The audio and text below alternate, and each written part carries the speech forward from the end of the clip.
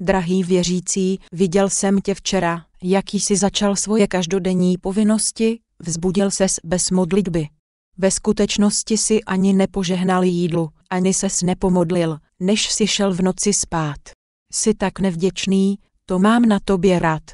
Ani ti nedokážu říct, jak moc jsem rád, že jsi nezměnil svůj způsob života. Hlupáku, jsi můj. Vzpomeň si, ty a já jsme spolu už po dlouhá léta, ale stejně tě pořád ještě nemiluju.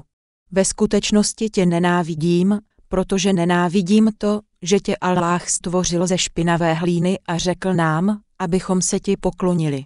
Jak bych se mohl poklonit špinavé hroudě hlíny, když já jsem byl stvořen z ohně? Já jsem lepší, nežli ty. Já nedělám chyby. Cokoliv já udělám je správně. Zneužívám tě jen proto, abych Alláhovi, Bohu, prokázal, že se zmýlil.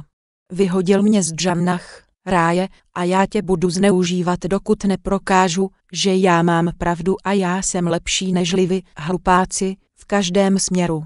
Můj život, mé poslední místo odpočinku, je peklo, ale po jakýkoliv čas mi Allah, Bůh, uložil, budu dělat, co mohu, abych s sebou do pekla vzal co nejvíce z vás hlupáků.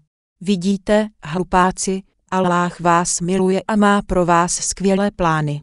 Vím, že nad vámi nemám žádnou moc, pokud jste mi sami nezasvětili svůj život, a nezapomeňte, že já jsem slíbil Alláhovi, Bohu, že já udělám z vašeho života peklo. Takhle spolu budeme dvakrát. Děkuji vám, opravdu mu dokazuji, kdo z nás je lepší, a že Allah, Bůh, udělal chybu. Všechny ty dobré časy, které jsme spolu strávili. Sledovali jsme sprosté filmy, proklínali jsme lidi, chodili jsme na večírky, na diskotéky, ponocovali jsme s přáteli, kradli jsme, lhali jsme, byli jsme pokrytečtí, oddávali jsme se smilnění, přejídali jsme se, vyprávěli jsme sprosté vtipy, pomlouvali jsme, podváděli jsme lidi, nerespektovali jsme starší a ty ve vedoucích pozicích, nerespektovali jsme mešitu, chovali jsme se špatně, určitě se toho teď nechceš vzdát. No tak, hlupáci, hořme spolu na věky. Mám pro nás opravdu horké plány. Tohle je jen dopis vděku ode mě, chtěl bych ti říct, děkuju, za to, že mě necháváš využívat většiny tvého hloupoučkého života. Jsi tak důvěřivý. Směju se ti. Když jsi sváděn k hříchu, tak se mu poddáš. Hahaha, je mi z tebe špatně. Hřích si začíná vybírat daň na tvém životě. Vypadáš o 20 let starší, potřebuju novou krev. Tak běž a nauč nějaké děti, jak hřešit. Vše, co musíš dělat, je kouřit, pít alkohol, podvádět, gamblovat, pomlouvat, smilnit, poslouchat a tancovat na top 10.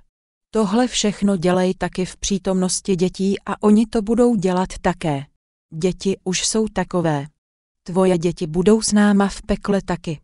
To je to nejlepší, co můžeme já a ty dát našim dětem. Dobrá, hlupáku, teď už musím jít.